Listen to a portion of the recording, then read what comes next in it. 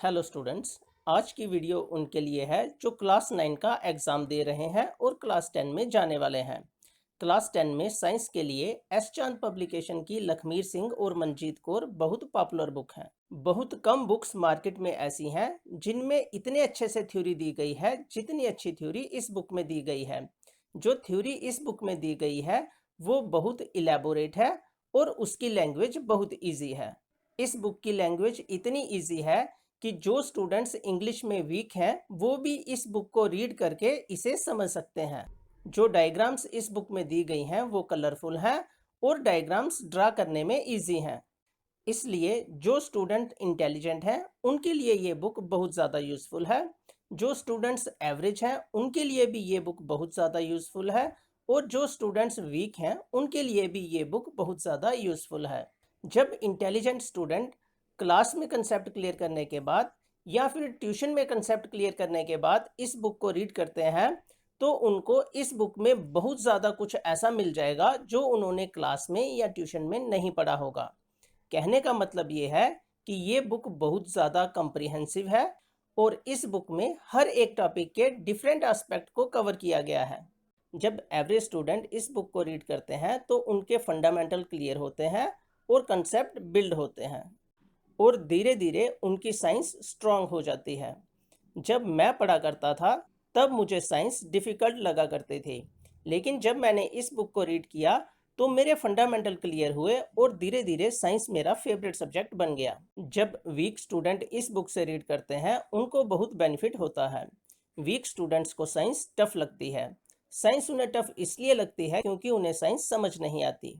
जब वो इस बुक को रीड करते हैं तो उन्हें साइंस समझ आती है, इसलिए धीरे धीरे उनका साइंस में इंटरेस्ट डेवलप हो जाता है और उन्हें भी साइंस इजी लगने लगती है। तो एस चांद पब्लिकेशन की लखमीर सिंह और मंजीत कौर सभी स्टूडेंट्स के लिए बहुत यूज़फुल है, लेकिन जो इंटेलिजेंट स्टूडेंट हैं उन्होंने इस बुक को अलग ढंग से पढ़ना है।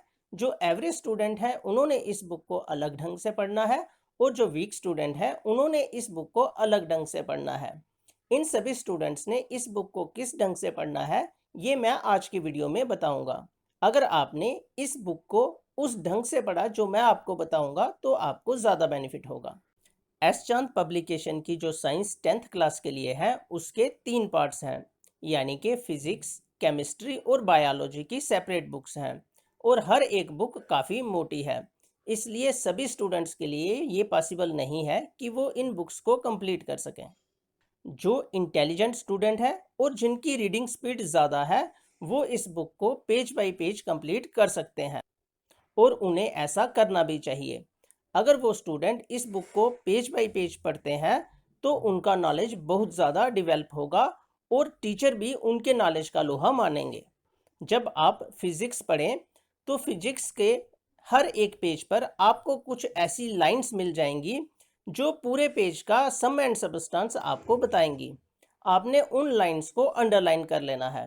जब आप रिवाइज करेंगे तो आपने यही लाइंस को रीड करना है। ऐसा करने से आपका बहुत ज़्यादा टाइम सेव होगा।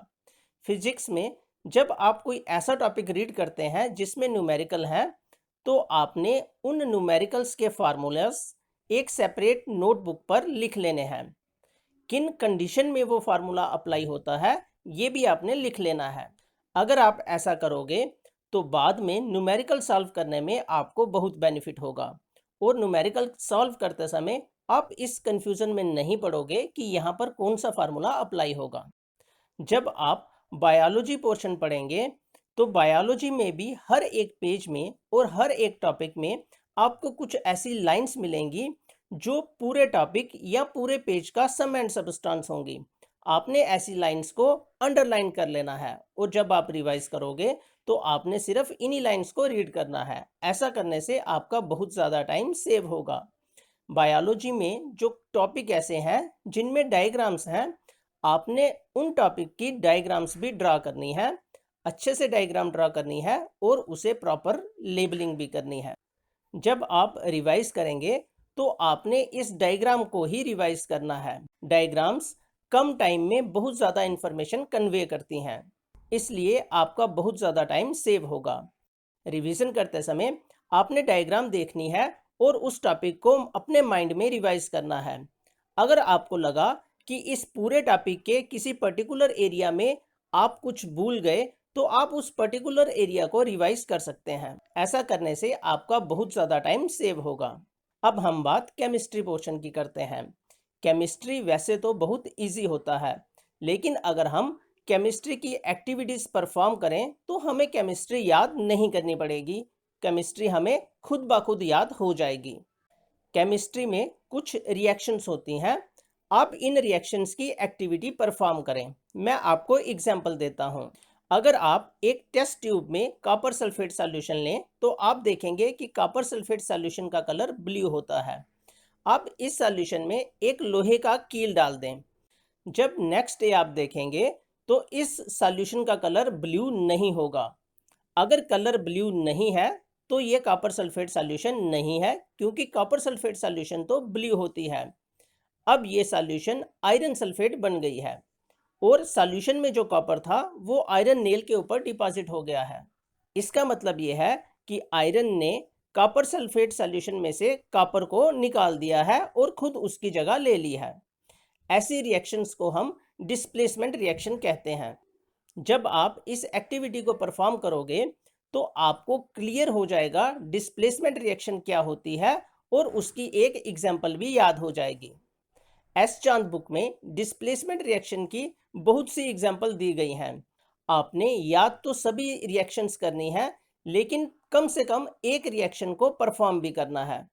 ऐसा करने से कंसेप्ट आपके माइंड में हमेशा के लिए बैठ जाएगा। अगर आप एक एवरेज स्टूडेंट हैं तो आपने भी फिजिक्स रीड करते समय उन लाइंस को अंडरलाइन करना है जो पूरे पेज का या एक टॉपिक का सम एंड सबस्टेंस है, और जिन लाइंस को रीड करके आपको पूरा टॉपिक याद आ जाएगा। जिन टॉपिक्स में न्यूमेरिकल हैं आपने भी उन न्यूमेरिकल्स के फार्मूलाज एक सेपरेट पेज पर लिख लेने हैं और किन कंडीशन में वो फार्मूला अप्लाई होता है ये भी लिख लेना है। आपने इस बुक में वो टॉपिक क्रॉस कर लेने हैं जो लेस इम्पोर्टेंट है। ऐसा आपने इसलिए करना है क्योंकि ये बुक बहुत लेंथी है। अगर आप लेस इम्पोर्टेंट टॉपिक करते रहे तो कहीं ऐसा ना हो कि लास्ट के जो चैप्टर बचे तब आपके पास टाइम ही ना रहे उस चैप्टर के इम्पोर्टेंट टॉपिक्स करने का। एक बार सभी चैप्टर्स कंप्लीट करने के बाद अगर आपके पास टाइम बचता है तो आप लेस इम्पोर्टेंट टॉपिक्स भी कर सकते हैं। जब आप बायोलॉजी करेंगे तब भी आपने सेम स्ट्रेटजी अप्लाई करनी है जो इंटेलिजेंट स्टूडेंट्स ने की थी। सिर्फ आप बायोलॉजी के हर चैप्टर में जो लेस इम्पोर्टेंट टॉपिक है उनको क्रॉस कर लोगे। साथ ही जब आप डायग्राम्स ड्रा करोगे और उनकी लेबलिंग करोगे तो लेबलिंग करते समय आपने नाम के आगे एक्स्ट्रा इन्फॉर्मेशन ऐड करनी है। मैं एक्सप्लेन करता हूँ। अगर आपने डाइजेस्टिव सिस्टम रीड किया तो डाइजेस्टिव सिस्टम में जब आपने सैलिवरी ग्लैंड लिखा तो आप उसके आगे ब्रैकेट में लिख लीजिए कि सैलिवरी ग्लैंड में जो सलाइवा होता है इसके बीच में कौन कौन से एंजाइम्स होते हैं, उन एंजाइम्स के नाम लिख लीजिए। जब आपने स्टोमक लिखा तो स्टोमक में कौन कौन से जूस सेक्रेट होते हैं उनके नाम लिख लीजिए। ऐसा करने से जब आप बाद में रिवाइज करोगे तो आप सिर्फ डायग्राम देखकर ही पूरा क्वेश्चन रिवाइज कर पाओगे, और अगर आप ऐसा कर पाए तो आपका बहुत ज़्यादा टाइम सेव होगा और जो आप रिवाइज करोगे वो आपकी लॉन्ग टर्म मेमोरी में चला जाएगा और आपकी रिटेंशन पावर बढ़ेगी। केमिस्ट्री में आपने भी इसी तरह से एक्टिविटीज़ परफॉर्म करनी है जैसा मैंने पहले बताया, लेकिन आप सिर्फ इतना सा चेंज करोगे कि इंटेलिजेंट स्टूडेंट ने एक एक्टिविटी परफॉर्म करने के बाद अगर 5 रिएक्शंस थी तो 5 की 5 रिएक्शंस याद करनी है, लेकिन आपने एक एक्टिविटी परफॉर्म करने के बाद 2 या 3 रिएक्शन ही याद रखनी है। अब बात करते हैं आपने ये एक्टिविटी कहाँ पर परफॉर्म करनी है। आप अपनी स्कूल लेबोरेटरी में इस एक्टिविटी को परफॉर्म कर सकते हैं। अगर आपके पास स्कूल में एक्टिविटीज़ परफॉर्म करने का ऑप्शन अवेलेबल नहीं है तो आप घर पर भी इन एक्टिविटीज़ को परफॉर्म कर सकते हैं।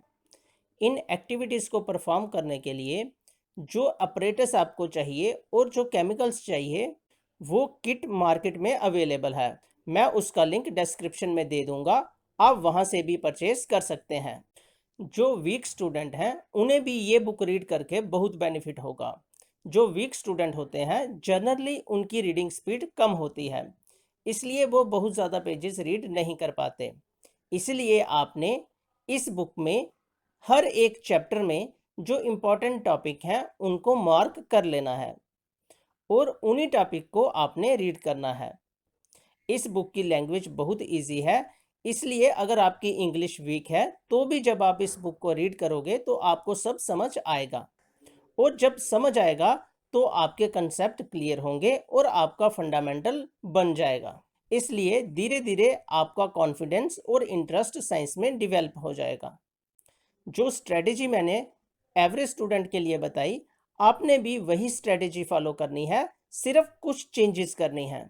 फिजिक्स में आपने सिर्फ इम्पोर्टेंट टॉपिक्स ही करने हैं, बायोलॉजी में आपने सिर्फ इम्पोर्टेंट टॉपिक्स ही करने हैं, डायग्राम्स उसी तरह से ड्रा करनी है जिस तरह से एवरेज स्टूडेंट्स ने ड्रा की, और उसकी रिवीजन भी उसी वे में करनी है।